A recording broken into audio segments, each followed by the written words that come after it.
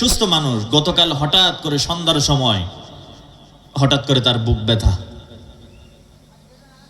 ব্যথা হঠাৎ করে বুক ব্যথা পড়ে গিয়েছে। তাকে ধরে নিয়ে মেলান্দ পর্যন্ত যাওয়া হয়েছে।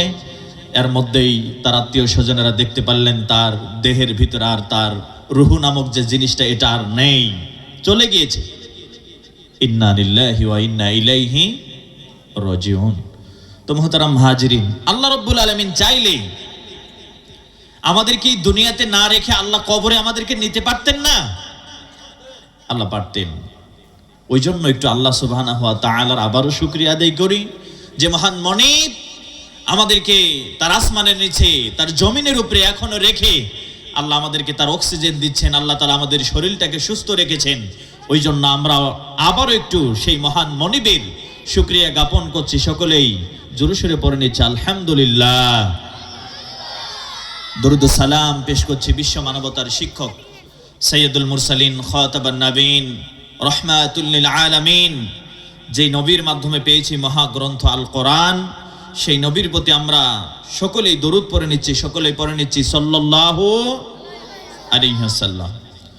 রহমত ও মাগফিরাত কামনা করছি সেই সকল মর্দে মুজাহিদ ভাইদের জন্য যারা আল্লাহর জমিনে আল্লাহর দ্বীনকে বাস্তবায়ন করতে গিয়ে, যারা বাতিল শক্তির মোকাবেলা করতে গিয়ে যারা নিজেদের হাত হারিয়েছেন, পা হারিয়েছেন, যারা পঙ্গুত্ব বরণ করেছেন, আল্লাহ রাব্বুল আলামিন সেই সমস্ত ভাইদেরকে জীবনের শেষ পর্যায় পর্যন্ত ইকামতে দ্বীনের পথে থাকার জন্য আল্লাহ তাআলা তৌফিক দান করুক বলে আমিন। সেই সকল মর্দে মুজাহিদ ভাইদের জন্য দোয়া করছি যারা আল্লাহর জমিনে আল্লাহর দ্বীনকে বাস্তবায়ন করতে গিয়ে যারা নিজেদের সর্বশেষ সম্পদ, নিজেদের জীবনটাকে যারা আল্লাহ রাস্তায় যারা বিলিয়ে দিয়েছেন, যারা ফাঁসির কাষ্টে ঝুলেছেন, ওই জেলখানার কুঠুরিতে ধুকে ধুকে যাদেরকে ইঞ্জেকশনের মাধ্যমে বিষের ইঞ্জেকশন পোস্ট করে যাদেরকে দুনিয়া থেকে শহীদ করে দেওয়া হয়েছে, আল্লাহ রাব্বুল আলামিন সেই সমস্ত মানুষগুলোকে শহীদের সর্বোচ্চ মর্যাদা দান করুক বলে আমিন।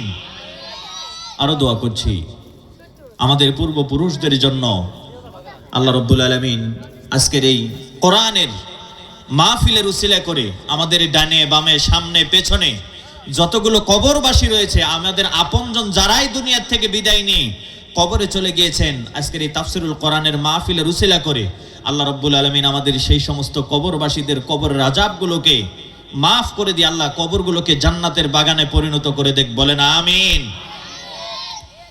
মুহতারাম হাজিরিন,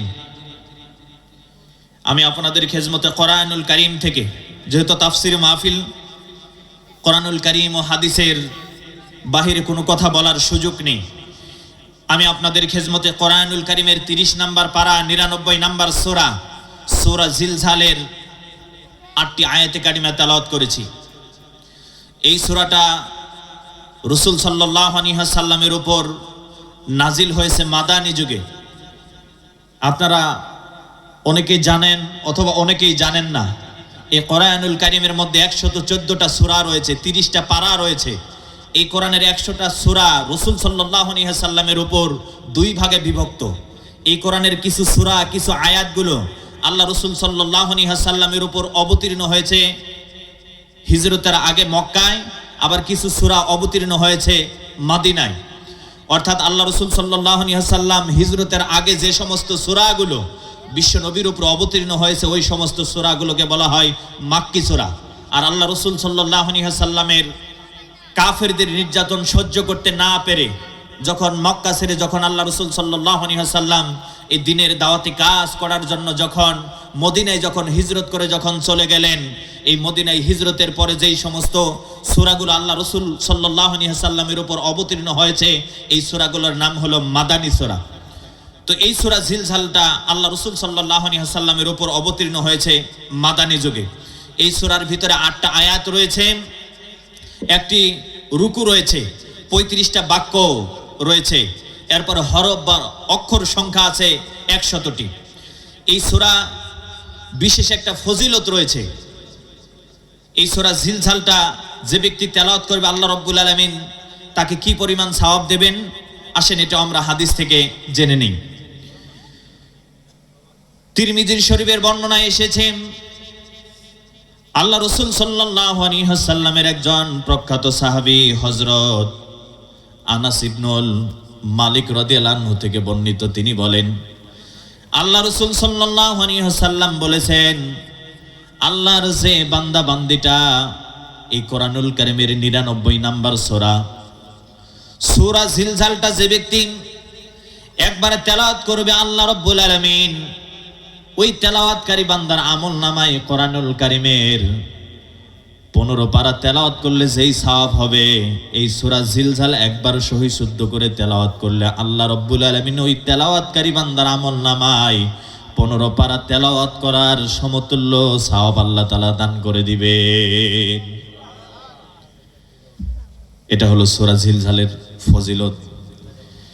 তাহলে আমাদেরকে একটু জানতে হবে এই ছোট্ট একটা সূরার ভিতরে এমন কি কথা আল্লাহ রাব্বুল আলামিন দিয়েছেন, যেই কথাগুলো যেই হরফগুলো তেলাওয়াত করলে আল্লাহ রাব্বুল আলামিন 15 পারা তেলাওয়াত করার সমতুল্য সওয়াব দিয়ে দিবেন। তাহলে এই সূরা তেলাওয়াত করলে এত ফজিলত, অবশ্যই এই সূরার ভিতরে আল্লাহ কিছু গুরুত্বপূর্ণ কথা বলেছেন। এবার অন্তর খুলে শুনেন, দেখুন আল্লাহ রাব্বুল আলামিন কি চমৎকার কথা বলছেন। আল্লাহ রাব্বুল আলামিন সূরা জিলজালের প্রথম আয়াতে আল্লাহ তাআলা বলেন, ইযা যুলজিলাতিল আরদু জিলজালাহা। এই আয়াতের সরল অনুবাদ হলো, বাংলা অর্থ হলো আল্লাহ তাআলা বলছেন পৃথিবীকে যখন তার কম্পনে কম্পিত করা হবে। এই যে আল্লাহ যে বললেন পৃথিবীকে তার কম্পনে কম্পিত করা হবে, এই আয়াতের সরল অর্থ হলো, আমি যদি আপনাদেরকে একটু সহজ করে যদি বুঝাই, তার মানে আল্লাহ রাব্বুল আলামিন আসমান আর জমিনটাকে ভেঙ্গে চূর্ণ বিচূর্ণ করে দেওয়ার জন্য, আল্লাহ তাআলা কিয়ামত ঘটানোর জন্য আসমান আর জমিনটাকে আল্লাহ তাআলা যেইভাবে ঝাঁকুনি দিবেন, ওই ঝাঁকুনিটার নাম হলো ইযা যুলজিলাতিল আরদু জিলজালাহা। এটা একটা অর্থ। আমি যদি আপনাদেরকে আরো যদি সহজ করে বুঝাই, আল্লাহ তাআলা যে বললেন পৃথিবীকে তার কম্পনে কম্পিত করা হবে, এই ঝাঁকুনি এটা আল্লাহ রাব্বুল আলামিন কেমন করে ঝাঁকুনি দেবেন একটু অন্তর খুলে শুনুন। এখন তো দেখা যায় না, কিন্তু আগের সময় যেমন আমার নানা বাড়িতে একটা বড়ই গাছ ছিল, আমার নানা বাড়িতে একটা বড়ই গাছ ছিল। নানাজি ওই বড়ই গাছ থেকে বড়ই পাড়ার জন্য সরাসরি গাছে উঠতো, গাছে উঠে গাছের ডাল ধরে ঝাঁকুনি দিত। কিভাবে ঝাঁকুনি দিত? ওই বড়ই গাছের ডাল ধরে যেইভাবে ঝাঁকুনি দিলে ওই বড়ই গাছের ডাল থেকে পাকা বড়ইটা জমিনে পড়বে, ওইভাবে কি করত? ঝাঁকুনি দিত। আল্লাহ রাব্বুল আলামিনও আসমান আর জমিনটাকে ভেঙ্গে চূর্ণ বিচূর্ণ করে দেওয়ার জন্য আল্লাহ তাআলা যেইভাবে ঝাঁকুনি দিবেন, ওই ঝাঁকুনিটার নাম হলো ইযা যুলজিলাতিল আরদু জিলজালাহা। এটা একটা অর্থ। আমি যদি আপনাদের আরো একটু সহজ করে বুঝাই, এই যে আমাদের মাহফিল করার জন্য, কোরআনের কথা মানুষদেরকে শোনানোর জন্য কত সুন্দর করে স্টেজ করা হয়েছে। বলুন তো, স্টেজের করা যে হয়েছে, এটা কি খুঁটি ছাড়া হয়েছে নাকি খুঁটি দিয়ে হয়েছে? কথা বলেন। খুঁটি দেওয়া হয়েছে। বলুন তো, এই যে আজকে যে তাফসিরুল কোরআন মাহফিলটা হবে, যারা ডেকোরেশনের দায়িত্ব যারা আছেন, বলেন তো কালকে আগামী কালকে কি আর এই স্টেজটা এই প্যান্ডেলটা এত সুন্দর করে রাখবেন না? তারা ভেঙ্গে চূর্ণ বিচূর্ণ করবেন। করার পর এই যে খুঁটিটা যে গেড়েছে, বলেন তো এই খুঁটিটা উঠাবে কি উঠাবে না? একটু কথা বলেন, উঠাবে কি উঠাবে না? যারা এই খুঁটিটা যারা খনন করে, যারা মাটির নিচে যারা পুঁতে রেখেছে, তারা কিন্তু এই বাঁশটা এই খুঁটিটা তোলার সময় কিন্তু আর অত খনন করবে না। কিভাবে উঠাবে? 2-3 জনে ধরে একটু কি করবে? ঝাঁকি দিবে, লড়াবে। কিভাবে লড়াবে? যেইভাবে ওই খুঁটিটাকে লড়াচড়া করলে, যেইভাবে ঝাঁকি দিলে ওই খুঁটিটা অতি সহজে টান দিলে মাটির নিচ থেকে খুঁটিটা মাটির উপরে চলে আসবে। ওই যে খুঁটিটা যেইভাবে ঝাঁকি দিলে মাটির নিচ থেকে খুঁটিটা চলে আসবে। আল্লাহ রাব্বুল আলামিন এই সূরা জিলজালের প্রথম আয়াত দ্বারা বুঝাচ্ছেন, বান্দারে, ও দুনিয়ার মানুষ শোনো, তোমরা ওই প্রথম নবী আদম আলাইহিস সালাতু ওয়াস সালাম থেকে শুরু করে এই পৃথিবীতে যত মানুষ এসেছো, যারা মৃত্যুবরণ করবে, কিয়ামতের আগ পর্যন্ত যত মানুষ আসবে, ওই মাটির নিচে তোমরা যারা থাকবা, মাটির সাথে যারা মিশে থাকবা, ওই মাটির ভিতর থেকে তোমাদেরকে উঠানের জন্য, বের করার জন্য যেইভাবে জমিনকে ঝাঁকুনি দেওয়া দরকার, আল্লাহ রব্বুল আলামিন ওইভাবে জমিনকে ঝাঁকুনি দিবেন। এটার নাম হলো জমিনকে তার কম্পনে কম্পতি করা। এটা হলো প্রথম নাম্বার অর্থ। আসেন আমরা সূরা জিলজালের 2 নাম্বার আয়াতের মধ্যে যাই। আল্লাহ রব্বুল আলামিন সূরাতুল জিলজালের 2 নাম্বার আয়াতে আল্লাহ কত গুরুত্বপূর্ণ কথা বলেছেন। আল্লাহ রব্বুল আলামিন বলেন, ওয়া আখরাজাতিল আরদু আসকালাহা। আল্লাহ রব্বুল আলামিন বলেন, জমিন তার হাসরের মাঠের দিন তার ভিতরের সব কিছু বের করে দিবে। কি করে দিবে? জমিন তার ভিতরে সব কিছু বের করে দিবে। কিভাবে বের করে দিবে? এই যে আল্লাহ রব্বুল আলামিন যে বললেন জমিন তার ভিতরে সব কিছু বের করে দিবে, এই কোরআনের যারা ব্যাখ্যা করেছেন মুফাসসিরগণ বলেন, মুফাসসিরিনে কেরামগণ বলেন, এই যে আল্লাহ রব্বুল আলামিন যে বললেন জমিন তার ভিতরে সব কিছু বের করে দিবেন, মুফাসসিরিনে কেরামগণের 3টা অর্থ প্রদান করেন। কয়টা অর্থ? এবার ভালো করে শুনেন, 3টা অর্থই গুরুত্বপূর্ণ অর্থ। আল্লাহ রব্বুল আলামিন যে বললেন জমিন তার ভিতরে সব কিছু বের করে দিবে, এর প্রথম নাম্বার অর্থ মুফাসসিরিনে কেরামগণ বলেন, ওই প্রথম নবী আদম আলাইহিস সালাতু সাল্লাম থেকে শুরু করে কিয়ামতের আগ পর্যন্ত যত মানুষ দুনিয়াতে এসেছে, এই মানুষগুলোকে মাটির নিচে যে মাটি দেওয়া হয়েছে, অথবা হিন্দুদেরকে যে ওই চিতায় যে পুরানো হয়েছে, বলেন তো ওই পুরার ছাইটাও কিসের সাথে মিশে আছে? মাটির সাথে মিশে আছে। অথবা কোনো মানুষকে যদি আগুনে পুড়ে বাতাসে যদি উড়িয়ে দেয়, এই উড়া বাতাসও এক সময় থামতে থামতে ওই ছাইটা কোথায় লেগে গিয়েছে? মাটির সাথে লেগে গিয়েছে। অথবা কোনো মানুষকে আগুনে পুড়ে ছাই করার পর ওই ছাইটা সমুদ্রের মাঝখানে যদি ধারালো স্রোতলা পানির মধ্যেও যদি ছেড়ে দেওয়া হয়, ওই পানিটাও এক সময় থামতে থামতে কোথায় গিয়ে ছাইটা পৌঁছে গিয়েছে? মাটিতে। মুফাসসিরিনে কেরামগণ বলেন, আল্লাহ রব্বুল আলামিন যে বললেন জমিন তার ভিতরে সবকিছু বের করে দিবে, এটা একটা অর্থ। ওই প্রথম নবী আদম আলাইহিস সালাতু ওয়াস সালাম থেকে শুরু করে কিয়ামতের আগ পর্যন্ত যত মানুষ দুনিয়াতে আসবে, যারা এই মাটির সাথে মিশে আছে, আল্লাহ রব্বুল আলামিন জমিনকে বলবেন, ও জমিন, তোমার ভিতরে যত মানুষ আছে সমস্ত মানুষগুলোকে বের করে দাও। ওই দিন আমরা যে যেখানে কবরের ভিতরে যে জায়গায় আছি, আল্লাহ রব্বুল আলামিনের হুকুমে জমিন তার পেটের ভিতর থেকে আমাদেরকে বের করে দিবে। এটা হলো প্রথম নাম্বার অর্থ। 2 নাম্বার অর্থ মুফাসসিরিনে কেরামগণ বলেন, কান খাড়া করে শুনেন। এই যে আল্লাহ রব্বুল আলামিন যে বললেন জমিন তার ভিতরে সব কিছু বের করে দিবে, এর 2 নাম্বার অর্থ হলো, মুফাসসিরিনে কেরামগণ বলেন, এই দুনিয়ার মানুষগুলো ভালো কাজ করুক আর মন্দ কাজ করুক, এই ভালো কাজটা আর মন্দ কাজটা আমরা যে করি, আমরা জমিনের বুকের উপরে দাঁড়িয়ে দাঁড়িয়ে করি। কার বুকের উপরে করি? এই যে আমি আল্লাহর গোলাম, এখানে আল্লাহর নগণ্য গুনাহগার একজন বান্দা এখানে বসে বসে আমি যে কথা বলতেছি, আপনারা যে কোরআনের কথাগুলো বসে বসে শুনতেছেন, এই বলার কারণে আর শোনার কারণে যতটা সওয়াব হচ্ছে, এই কোরআনের আয়াত পরে আমি বুঝলাম এই জমিনের বুকের উপরে উপরে আমরা যে কথাগুলো শুনতেছি, এই সওয়াবটা জমিন তার পেটের ভিতরে জমা রাখতেছে। কি রাখতেছে? জমা রাখতেছে। ও আল্লাহর গোলামেরা, তার মানে হলো আপনি যদি এই দুনিয়াতে কারো বেগুন টাল থেকে যদি একটা বেগুন যদি ছিঁড়ে নিয়ে থাকেন, যেই জমিনের উপরে দাঁড়িয়ে অন্যের বেগুন ছিঁড়েছেন, ওই যে বেগুন ছিঁড়ার যে একটা গুনাহ, সাথে সাথে জমিন তার পেটের ভিতরে ওটা সংরক্ষণ করে রেখেছে, ভিডিও করে রেখেছে।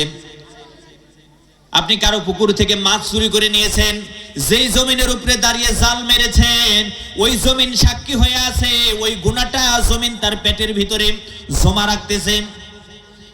আপনি কোনো মানুষের সাথে জেনা করেছেন, ওই জেনার গুনাহটা জমিন তার পেটের ভিতরে রাখতেছে।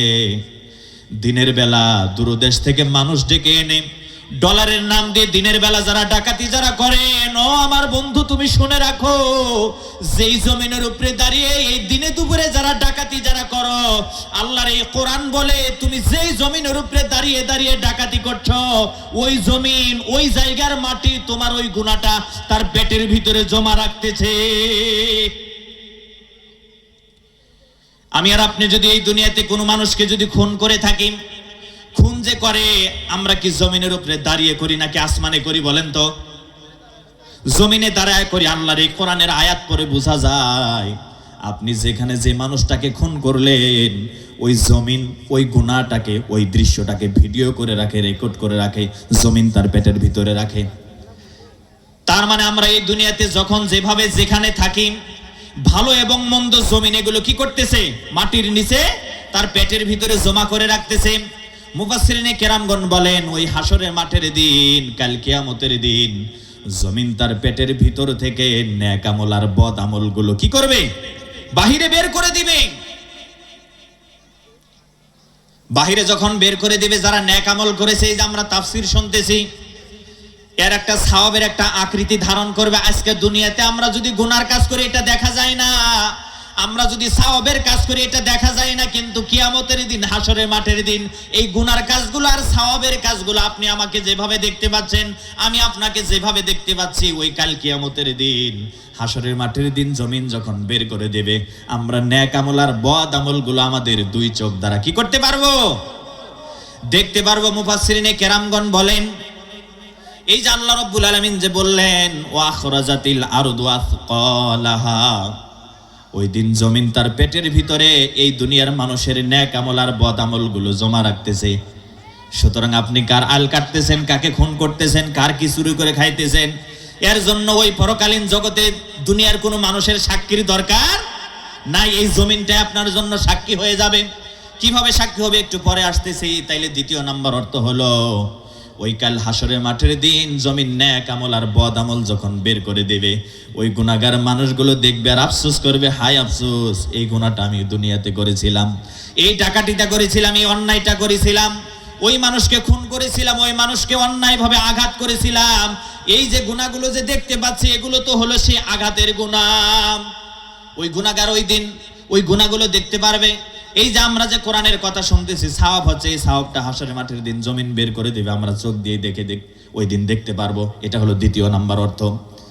তৃতীয় নাম্বার আরেকটা অর্থ মুফাসসিরিনে কেরামগণ বলেন এই যে জমিন যে বললেন জমিন তার ভিতরে সব কিছু বের করে দিবে, এর তৃতীয় নাম্বার আরেকটা অর্থ হলো এই জমিনের ভিতরে আপনারা জানেন কি না জানেন আমি জানি না, আজকের বিজ্ঞানীরা গবেষণা করে দেখছে আল্লাহর আসমানের নিচে জমিনের উপরে যত সম্পদ আছে এর চেয়ে মূল্যবান সম্পদ আছে মাটির নিচে। আপনারা কি জানেন? কয়লার খনি এটা কিসের নিচ থেকে বের হয় বলেন তো? মাটির নিচ থেকে বের হয়। স্বর্ণের খনি এটা কই থেকে বের হয়? মাটির নিচ থেকে বের হয়। তেলের খনি এগুলো কই থেকে বের হয়? মাটির নিচ থেকে বের হয়। মুফাসসিরিনে কেরামগণ বলেন ওই হাসরের মাঠের দিন আল্লাহ রাব্বুল আলামিন জমিনকে বলবেন, জমিন তোমার ভিতরে যা কিছু আছে বের করে দাও। জমিন যে তার ভিতরে সবকিছু বের করে দিবে, এটা একটা অর্থ। জমিনের ওই পেটের ভিতরে জমিনের ভিতরে যত স্বর্ণ মণিমুক্তা যত কিছু লুকিয়ে আছে, ওই দিন জমিন মানুষ যেমন করে বমি করে, ওই হাসরের মাঠের দিন জমিন বমি করে তার ভিতরের সব মূল্যবান সম্পদগুলো বের করে দিবে। ওই মূল্যবান সম্পদগুলো যখন বের করে দিবে, স্বর্ণ মণিমুক্তা যখন বের করে দিবে, এই দুনিয়ার যারা নাফরমান মানুষ যারা ছিল তারা চিন্তা করবে, হায় আফসোস, ওই দুনিয়াতে এই সম্পদের জন্য আমি আমার ভাইকে হত্যা করতাম, আমি হত্যা করেছি এই সম্পদের জন্য, আমি আমার বোনের সাথে কথা বলি নাই, এই সম্পদের জন্য আমি মানুষের হক মেরে দিয়েছিলাম, এই টাকা পয়সার জন্য ওই দূরদেশ থেকে মানুষগুলোকে ডেকে এনে দিনের বেলা ডাকাতি করেছিলাম। আফসোস করে বলবে, হায় রে, এই সম্পদটা আজকে আমাদের কোনো কাজে আসবে না। আছে না এরকম মানুষ? নিজের সম্পত্তির জন্য একটু ভাগ কম বেশির জন্য, নিজের ভাই 1 বিঘা সম্পত্তি পাবে, এই সম্পত্তির জন্য নিজের ভাইকে খুন করতেও দ্বিধাবোধ করে না। এরকম ঘটনা আমার সোনার বাংলাদেশে ঘটছে কি ঘটে নাই? ওই মানুষগুলো হাসরের মাঠের দিন যখন এই স্বর্ণ মণিমুক্তাগুলো যখন দেখবে, ওই মানুষগুলো বলবে, হায় আফসোস, এই সম্পদের জন্য আমি আমার ভাইকে খুন করেছিলাম, আমি আমার আপনজনদের সাথে কথা বলি নাই, আমি ডাকাতি করেছিলাম, চুরি করেছিলাম, এই সম্পদ তো আজকে আমার কোনো কাজে আসবে না। মানুষ ওই দিন আফসোস করতে থাকবে। এটাই হলো আল্লাহ যে বলছেন জমিন তার ভিতরে সব কিছু বের করে দিবে, এটা হলো 3 নাম্বার অর্থ, যে জমিনের ভিতরে যত মূল্যবান সম্পদ আছে হাসরের মাঠের দিনে এই সম্পদগুলো কি করে দিবে, বের করে দিবে। এটা হলো 2 নাম্বার আয়াতের অর্থ। এবার আসেন আমরা 3 নাম্বার আয়াতে যাই। আল্লাহ রাব্বুল আলামিন বলছেন ওই হাসরের মাঠের দিন যখন মানুষকে মাটি যখন বের করে দিবে, নেক আমল আর বদ আমলগুলো যখন বের করে দিবে, স্বর্ণ মণি মুক্তাগুলো যখন বের করে দেবে, ওই পরকালটাকে যারা বিশ্বাস করতো না, ও আল্লাহর গোলামের আপনারা জানেন কি না জানেন আমি জানি না, আমার জানা মতে এমনও মানুষ আছে মুসলমানের ঘরে জন্ম নিয়েছে, বাপ মুসলমান মাও মুসলমান, সে নিজেও মুসলমান, জবান দিয়ে এমন কথাও বলে দুর্মিয়া মরে যাব, আবার পরকাল কি? আপনার কি বিশ্বাস হয়? মুসলমানের ঘরে জন্ম নিয়েছে আল্লাহর এই বান্দাটাও এ কথা বলে দুর্মিয়া কোন দিন মরে যাব, পরকাল আবার কি, ওই জান্নাত জাহান্নাম, এটা কি দেখা যায়নি? এটা কি দেখা যায়? আছে না এরকম মানুষ? এরকম মানুষ আছে। আল্লাহ রাব্বুল আলামিন তাদের কথাই বলতেছেন যে কাল কিয়ামতের দিন, হাসরের মাঠের দিন এই নাফরমান মানুষগুলো যারা দুনিয়াতে থাকতে পরকালকে যারা বিশ্বাস করতো না, এই মানুষগুলো কাল কিয়ামতের দিন হাসরের মাঠে কি বলবে জানেন? আল্লাহর কোরআন বলছে, আল্লাহ রাব্বুল আলামিন বলেন ওয়াকালাল ইনসানু মালাহা। আল্লাহ কি ডেঞ্জারাস কথা বলছে। আল্লাহ রাব্বুল আলামিন বলেন যারা এই দুনিয়াতে থাকতে পরকালকে যারা বিশ্বাস করতো না, ওই মানুষগুলো হাসরের মাঠের দিন বলবে হায় আফসোস, জমিনের কি হলো, জমিন এগুলো কেন তার পেটের ভিতর থেকে বের করে দিচ্ছে। কারণ আল্লাহর নাফরমান বান্দা এগুলো বিশ্বাস করতো না, বিশ্বাস না করার ফলে যে ব্যক্তি পরকালকে বিশ্বাস করবে না, ওই ব্যক্তির দ্বারা অন্যায় কাজ হওয়াটাই হলো কি স্বাভাবিক। কারণ তার মনের ধান্দা হলো কি, দূর দুনিয়াতে যা করব পরকালে তো এর কোনো হিসাব হবে না। কারণ ওই ব্যক্তিটা যখন তখন কিসের কাজ করতে পারে? গুনার কাজ করতেই পারে। আল্লাহ রাব্বুল আলামিন বলেন সূরা জিলজালের 3 নম্বর আয়াতে আল্লাহ বলেন, আল্লাহর ওই নাফরমান বান্দাটা বলবে জমিনের কি হলো, জমিন এগুলো কেন বের করে দিচ্ছে। এটা হলো 3 নম্বর আয়াতের কথা। এরপরে 4 নম্বর আয়াতে দেখেন আল্লাহ তাআলা আরো কত ডেঞ্জারাস কথা বলছেন। আল্লাহ রাব্বুল আলামিন দেখেন সূরা জিলজালের 4 নম্বর আয়াতে আল্লাহ তাআলা বলেন ইয়াউমা ইযিন তুহাদ্দিসু আখবারহা। আল্লাহ রাব্বুল আলামিন বলেন জমিন ওই দিন তার ভিতরে সবকিছু বের করে দিয়ে ক্ষান্ত হবে না, জমিন ওই দিন তার ভিতরের সবকিছু খুলে খুলে বর্ণনা করবে। আল্লাহর বান্দারা আপনারা যারা এসেছেন, আমার আলোচনাটা হয়তো বা আমি আপনাদেরকে ওরকম করে বুঝাইতে পারতেছি না। ওই কাল কিয়ামতের দিন, হাসরের মাঠের দিন, আল্লাহ রাব্বুল আলামিন যখন ওই জমিনকে বলবেন জমিন মানুষের ন্যাক আমল আর বদ আমলগুলো বের করে দাও, তখন কিছু কিছু আল্লাহর নাফরমান বান্দা বলবে আল্লাহ এই যে মানুষ খুন করার গুনাহ, মারামারি করার গুনাহ, ডাকাতি করার গুনাহ, ডলার মারার গুনাহ, আল্লাহ আমি এগুলো দুনিয়াতে থাকতে করি নাই। আল্লাহর কোরআন বলছে, আল্লাহ রাব্বুল আলামিন জানিয়ে দিয়েছেন ওই সময় আল্লাহ রাব্বুল আলামিন জমিনকে বলবেন জমিন রে, তোমার যে বুকের উপরে দাঁড়িয়ে দাঁড়িয়ে নাফরমান অন্যায় কাজটা করেছিল, আজকে একটু তার সাক্ষী জমিন তুমি নিজেই দিয়ে দাও।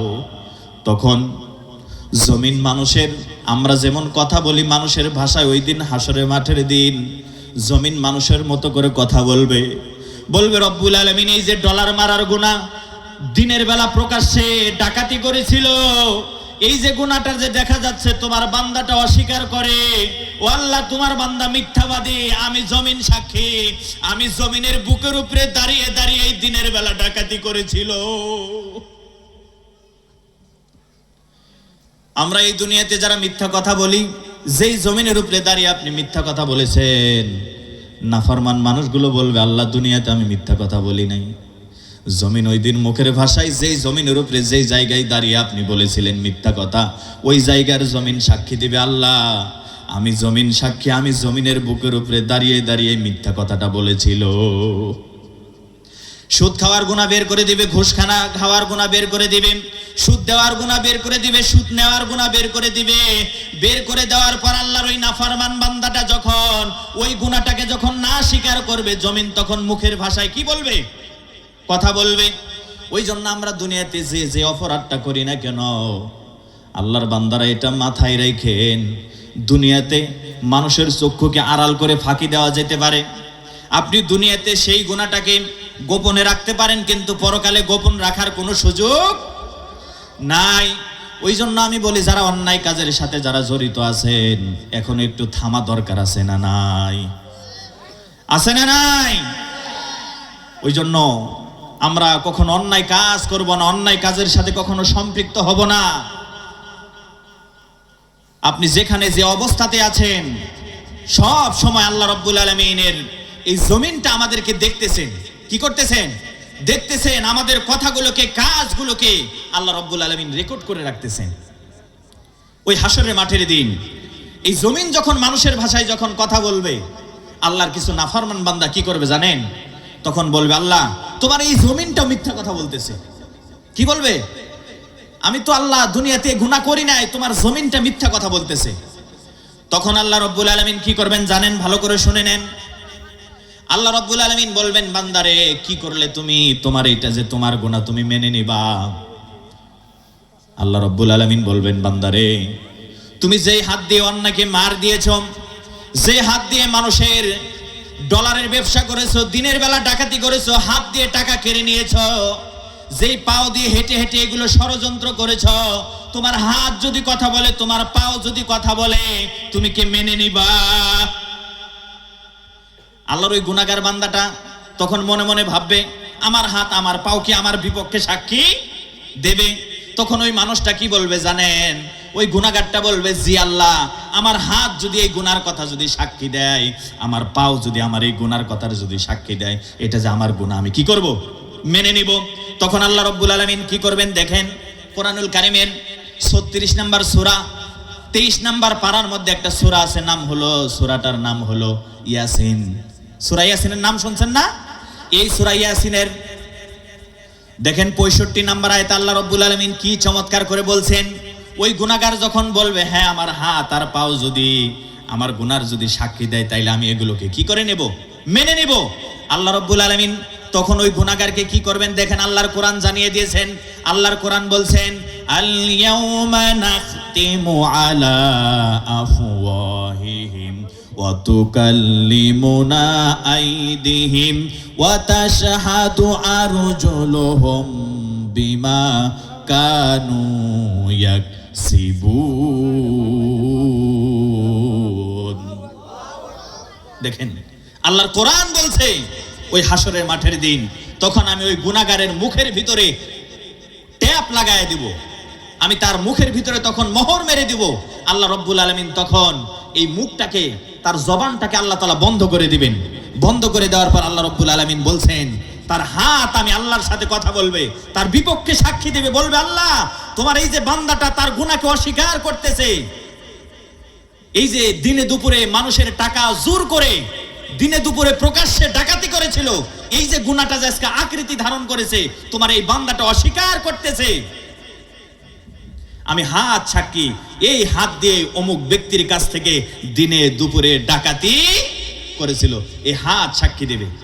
আপনি কাউকে অন্যায়ভাবে আঘাত করেছেন, এই হাত সাক্ষী দেবে, হ্যাঁ আল্লাহ আমি হাত সাক্ষী, এই হাত দিয়ে তোমার বান্দা অমুক মানুষটাকে, অসহায় মানুষটাকে অন্যায়ভাবে লাঠি দিয়ে পিটিয়েছিল, তার সাক্ষী আমি কি? হাত। আমি হাত আজকে সাক্ষী। আপনি জেনা করেছেন, পাও দিয়ে হেঁটে হেঁটে কোথায় জেনা করেছেন, এই পাও সাক্ষী দেবে। আল্লাহ রাব্বুল আলামিন বলেন, ওই হাসরের মাঠের দিন গুনাহগার যখন বলবে, আমার গুনাহ এগুলো আমি স্বীকার করি না, হাত আর পাও যদি সাক্ষী দেয়, আমি এই সাক্ষী মেনে নেব। আল্লাহ রাব্বুল আলামিন বলেন, মানুষের ভাষার মতো ওই দিন হাসরের মাঠের দিন তার হাত তার বিপক্ষে সাক্ষী দেবে, তার পাও তার বিপক্ষে সাক্ষী দেবে। ওই জন্য মুহতারাম হাজিরিন, আমরা এই দুনিয়াতে যে যে কাজই করি না কেন, এই কাজটার জন্য আপনি এই দুনিয়াতে গুনাহগুলোকে ঢেকে রাখতে পারেন, কিন্তু কাল কিয়ামতের দিন, হাসরের মাঠের দিন এগুলোকে ঢেকে রাখা সম্ভব নয়। ওই জন্য মুহতারাম হাজিরিন, গুনার কাজ ছেড়ে দেওয়া দরকার আছে না নাই? আছে। যুবক ভাই, তোমরা যারা এসেছো, ছোট্ট ছোট্ট কচি কাঁচা সোনামণিরা, আমরা তো আমাদের যুবকগুলোকে, আমাদের সন্তানগুলোকে আমরা জবাই করে ফেলেছি। আমরা জবাই করে ফেলেছি। আমরা আমাদের সন্তানগুলোর হাতে এক একটা ছুরি দিয়েছি। বাবা কাট, তুই তোর নিজের গলা কাট।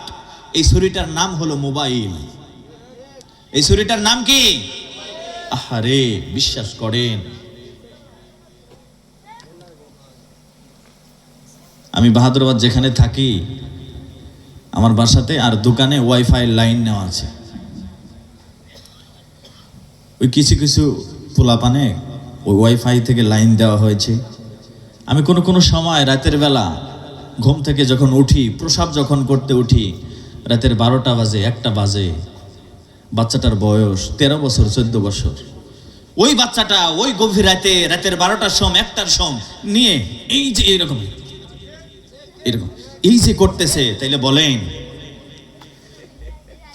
এই যুবকটা তার ভবিষ্যৎ এরকম করে রাত জেগে জেগে তার জীবনটাকে নষ্ট করে দিচ্ছে, মাথার ব্রেনটাকে সে নষ্ট করতেছে।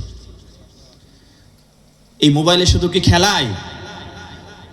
এই মোবাইলে শুধু খেলা না বাবাজি, এমন কোন জিনিস নাই আপনি এই মোবাইলের ভিতরে পাবেন না। আগে তো সিস্টেম ছিল ওটা লেখা লাগতো, এখন আর লেখাও লাগে না। ওইখানে একটা বাটন আছে, চাপ দেবে, শুধু বলবে আমি পৃথিবীর অমুক নায়িকাকে দেখতে চাই। বলতে দেরি, আসতে দেরি নেই। ওই জন্য আপনি আপনার ছেলের হাতে একটা মোবাইল দিছেন, তো আপনার ছেলের হাতে আপনি একটা কি দিছেন? একটা ছুরি দিছেন। আপনারা এরকম ঘটনা জানেন কি জানেন না আমি জানি না। আমার অভিজ্ঞতায় এরকম লোক আমি পেয়েছি, এরকম ছোট্ট বালক বালিকাকেও পেয়েছি, যাদের এখন পর্যন্ত যৌবন জিনিসটা কি, স্বামী স্ত্রী মেলামেশা জিনিসটা কি, তাদের ভিতরে আসলে এটা তৈরি এখন পর্যন্ত হয় নাই। এরকম ক্লাস 5-এর ছেলে আর মেয়ে বাইরে হয়ে গেছে, তারা একে অপরকে বিয়ে করব। আমি এই কাজগুলো একটু করি তো, যার কারণে বলতেছি। এরকম লোক আসলে যার ভিতরে এখনো বিয়ে কি জিনিস, তার ভিতরে এই পরিপূর্ণ বুঝটা এখনো আসে নাই। এটা হওয়ার পিছনে কারণ কি? এই যে মোবাইলের ভিতরে এই বিষয়ে কি দেখছে? সিনেমা দেখছে, নাটকগুলো দেখছে, প্রেম কিভাবে করতে হয় এগুলো দেখছে। এগুলো দেখে দেখে যুবক, ওই ছোট্ট শিশুটাও তার জীবনটাকে কি করে ফেলেছে? নষ্ট করে ফেলেছে। ওই জন্য যথেষ্ট পরিমাণ চেষ্টা করবেন কিভাবে এই যুবকগুলোকে এই কাজগুলো থেকে কি করা যায়, মোবাইল দেওয়া থেকে বিরত রাখা যায়। আপনি আপনার ছেলের হাতে একটা মোবাইল দিছেন, তো আপনার ছেলে নষ্ট হওয়ার জন্য এক মোবাইলই কি যথেষ্ট, আর কোনো কিছুর দরকার নেই। আল্লাহ রাব্বুল আলামিন এই কথাটাই বলছেন। দেখুন কোরআনুল কারীমের 4 নম্বর আয়াতে আল্লাহ রাব্বুল আলামিন বলেন, ইয়াউমা ইজিন তুহাদ্দিসু আখবারহা, জমিন ওই দিন তার সব কিছু খুলে খুলে বর্ণনা করবে। এটা হলো 4 নম্বর আয়াত। আল্লাহ রাব্বুল আলামিন 5 নম্বর আয়াতে আল্লাহ বলেন, বিআন্না রাব্বাকা আওহা লাহা। আল্লাহ রাব্বুল আলামিন বলেন, ওই যে গুনাহগারগুলো যখন হাসরের মাঠের দিন বলবে জমিনের কি হলো, এগুলো কেন বের করে দিচ্ছে, আল্লাহ 5 নম্বর আয়াতে তার উত্তরটা দিচ্ছেন। আল্লাহ রাব্বুল আলামিন বলছেন যে ওই হাসরের মাঠের দিন আল্লাহ রাব্বুল আলামিন ওই গুনাহগারদেরকে জানিয়ে দিবেন যে জমিনকে আল্লাহ রাব্বুল আলামিন এগুলো বের করে দেওয়ার জন্য বলেছেন, জন্য জমিন কি করতেছে, এগুলো সবকিছু বের করে দিচ্ছে আল্লাহ রাব্বুল আলামিন। তারপরে বলেন আল্লাহ রাব্বুল আলামিন, তারপরে বলেন, ইয়াউমা ইজি ইয়াসদুরুন নাসু আস্তাতাল লিইউরাউ আমালাহুম। আল্লাহ রাব্বুল আলামিন বলেন, ওই হাসরের মাঠের দিন মানুষগুলো যখন আল্লাহ রাব্বুল আলামিন যখন ওই মাটির নিচ থেকে যখন তুলবেন, তোলার পরে মানুষগুলো পৃথিবীর বিভিন্ন জায়গায় থেকে মানুষ দলে দলে বিভক্ত হয়ে হাসরের ময়দানে উপস্থিত হবে।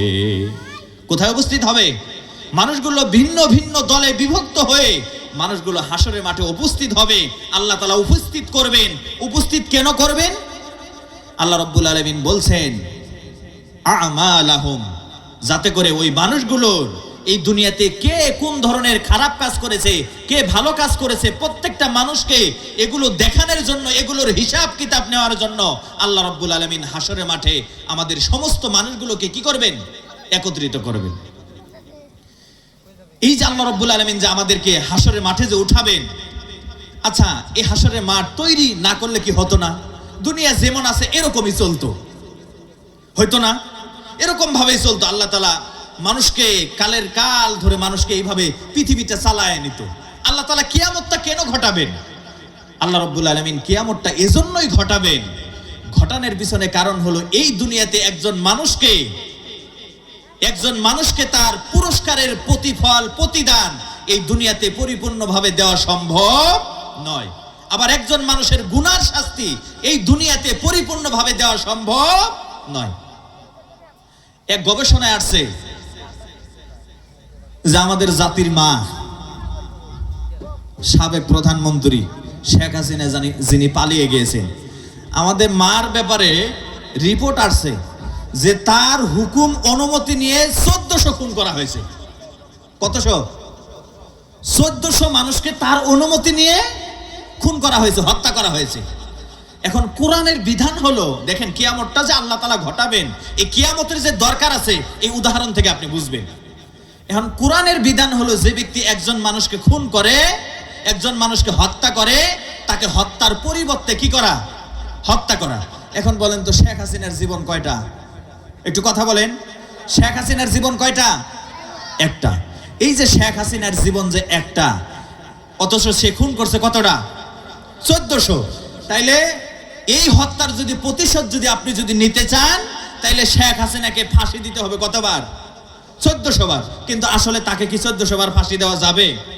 এই যে সে যে অপরাধটা করছে, এই দুনিয়াতে তাকে 1400 বার ফাঁসি দেওয়ার এই গুনার শাস্তি দুনিয়াতে দুনিয়ার মানুষের পক্ষে সম্ভব নয়। কিন্তু পরকালীন জগতে আল্লাহ রাব্বুল আলামিন তাকে এই 1400 হত্যার শাস্তি দেওয়া আমার আল্লাহ রাব্বুল আলামিনের কাছে কি সম্ভব। এই জন্যই এই দুনিয়াতে আল্লাহ রাব্বুল আলামিন আসমান জমিন ভেঙ্গে চূর্ণ বিচূর্ণ করে দিয়ে আল্লাহ রাব্বুল আলামিন কি ঘটাবেন? কিয়ামত ঘটাবেন। আল্লাহ রাব্বুল আলামিন হাসরের মাঠ আল্লাহ তাআলা কায়েম করবেন। কায়েম করার পরে কি করবেন এই বিষয়ে আমি একটু পরে কথা বলবো যদি সময় পাই। এরপর আল্লাহ রাব্বুল আলামিন কি বলছেন? আল্লাহ রাব্বুল আলামিন সূরা জিলজালের 7 নম্বর আয়াতে আল্লাহ তাআলা বলেন, ফামান ইয়ামাল মিসকালা যাররাতিন খায়রান ইয়ারা। আল্লাহ রাব্বুল আলামিন বলেন এই দুনিয়াতে কেউ কোন মানুষ যদি যাররা পরিমাণ যদি নেক আমল করে, এটাও আল্লাহর ওই বান্দাটা হাসরের মাঠের দিন দেখতে পাবে। এই আয়াতটা নাজিল হওয়ার পিছনে আবার একটা কারণ আছে। আল্লাহ রাসূল সাল্লাল্লাহু আলাইহি ওয়াসাল্লামের জামানায় যুগে একজন ব্যক্তি মনে করত, ভিক্ষুক যখন চাইতে আসে, অসহায় মানুষ যখন আমার কাছে চাইতে আসে, আমার কাছে তেমন কোনো সম্পদ নাই, আমি একটা খেজুর দিয়ে একটা খুরমা দান করি, এই ছোট ছোট জিনিসগুলো যে দান করি এগুলোর প্রতিদানকে আল্লাহ তাআলা আমাকে দেবেন। আল্লাহ রাব্বুল আলামিন এই আয়াতে কারিমা নাজিল করে জানিয়ে দিলেন, তুমি একটা খেজুর দিয়েছো দূরের কথা, যাররা পরিমাণ যদি নেক আমল করো, যাররা পরিমাণ যদি উপকার করো, এই উপকারটার প্রতিদানও তুমি ওই হাসরের মাঠের দিন পাবা। এরপর আরেকজন মানুষ কি করলো, একটু যদি মিথ্যা কথা বলি, রাস্তা দিয়ে যাইতে যদি একটু কারো যদি একটা বেগুন যদি তুলে নেই, কারো মরিচ টাল থেকে যদি একটা মরিচ যদি উঠায় নেই, এর জন্য কি আর আল্লাহ আমাকে পাকড়াও করবেন? পাকড়াও তো করবেন বড় বড় গুনার জন্য না। আল্লাহ রাব্বুল আলামিন বলছেন, বান্দা হুঁশিয়ার। আল্লাহ রাব্বুল আলামিন বলছেন, ওয়া মান ইয়ামাল মিসকালা যাররাতিন শাররান ইয়ারা। আল্লাহ রাব্বুল আলামিন বলছেন, তুমি একটা মরিচ তো দূরের কথা, কারো মরিচ ক্ষেতের কাছ দিয়ে যাইতাছো, একটা মরিচের পাতাও যদি তুমি তোমার প্রয়োজন ছাড়া যদি ছিঁড়ো, এটার জন্য তোমাকে আল্লাহর কাছে জবাবদিহি করা লাগবে। এটা হলো সূরা জিলজালের মোটামুটি সরল অনুবাদ। মুহতারাম হাজিরিন, এবার আমি আপনাদেরকে যে কথাটা বলতে চাই, যেহেতু আমি এলাকার সন্তান, আমি জানি অনেক মানুষ আছেন এই কোরআনুল কারীমের মধ্যে আল্লাহ তাআলা রোজাটাকে ফরজ করে দিয়েছেন। কি করে দিয়েছেন? আল্লাহ রাব্বুল আলামিন রোজাটাকে ফরজ করে দিয়েছেন। এই যে কিছুদিন পরে এই রোজা আসবে, অনেক মানুষ এই রোজাটাকে মানে না, বলে কি আল্লাহ রাব্বুল আলামিন রোজাটাকে এই 1 মাস আল্লাহ রাব্বুল আলামিন পেটের জন্য রোজা ফরজ করে দেন নাই, এই 1 মাস আল্লাহ তাআলা সেটের জন্য রোজা ফরজ করে দিয়েছেন। বলেন না নাউজুবিল্লাহ। ও বন্ধু, যিনি আমাকে কথাটা বলছিলা ভালো করে শোনো। তার মানে এই যে রোজার মাসটা আল্লাহ তাআলা কোরআনের ভিতরে রোজাটাকে ফরজ করে দিলেন, তুমি এই রোজাটাকে কোনো কেয়ার করলা না। বললা আল্লাহ তাআলা এই মাসে 1 মাসে সেটের রোজা ফরজ করে দিয়েছেন। আল্লাহর ওই বান্দাটা আমাকে বললেন 1 মাস যদি আমরা স্বামী স্ত্রী মেলামেশার থেকে যদি বিরত থাকি, এটার নামে রোজা হয়ে যাবে। অথচ আল্লাহ সূরা বাকারার ভিতরে স্পষ্টভাবে বলে দিয়েছেন, রোজা রাত্রে তোমাদের স্ত্রীদের সাথে সহবাস করাটাকে আল্লাহ তাআলা কি করে দিয়েছেন? বৈধ করে দিয়েছেন। তার মানে আপনি রোজাটাকে শরীয়তের বিধান মানলেন না।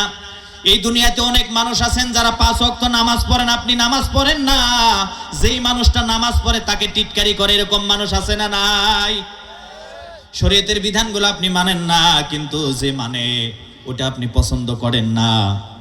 মনে রাখবেন, আপনি যদি শরীয়তের কোনো বিধান আপনি মানতে পারেন না, এটা আপনার দুর্বলতা, কিন্তু ওইটাকে ঘৃণা করা যাবে না, এটা বলার সুযোগ নাই। না, ইসলামের এটা ভালো না। আপনি যদি মনে করেন হিন্দুরাই ভালো, ওদের রোজা টোজা কিছুই করা লাগে না। শরীয়তের কোনো বিষয় আপনি যদি না মানতে পারেন, এটা আপনার দুর্বলতা। আপনি ওইটাকে যদি ঘৃণা যদি না করেন, বিশ্বাস যদি করেন, আশা করা যায় পরকালে আপনি নাজাত পেতে পারেন। কিন্তু আপনি যদি বলেন না, শরীয়তের বিধান আল্লাহ তাআলা রোজা দিয়েছে, মুসলমানদের এটা না দিয়ে হিন্দুদের মতো যদি আমাদের যদি রোজা যদি আল্লাহ না দিত, তাইলে এটাই কি ছিল? ভালো ছিল। এটা যারা করবেন, আপনাকে এর জন্য বড় ধরনের শাস্তি পেতে হবে। আমি আপনাদেরকে একটা ছোট্ট একটা ঘটনা শোনাচ্ছি। সৌদি আরবের মতো বিশাল একটা দেশে হঠাৎ করে একজন আলেমের মৃত্যু হয়ে গেল। ভালো করে শুনে রাখবেন কথাটা, খুব গুরুত্বপূর্ণ কথা বলতেছি, আশ্চর্য কথা, শরীরের পশম লোম দাঁড়িয়ে যাওয়ার মতো কথা। ওই সৌদি আরবের মতো একটা দেশে একজন আলেমের মৃত্যু হয়ে গেল। যেমন তুমি মানুষ নয়, একজন আলেমের মৃত্যু হয়ে গেল। আলেমের মৃত্যু হওয়ার পর তার আত্মীয় স্বজন গুলো তাকে গোসল করালেন, সাদা কাপড় পরালেন।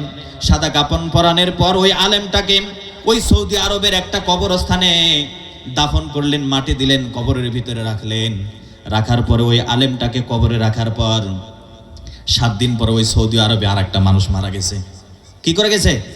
আর একটা মানুষ মারা গিয়েছে। ওই সৌদি আরবে যখন আর একটা মানুষ যখন মারা গিয়েছে, আমরা যখন সাধারণত কবরে যে কবরস্থানে যে কবরগুলো দেই, কবরের সাথে কবর খুঁড়া হয় না?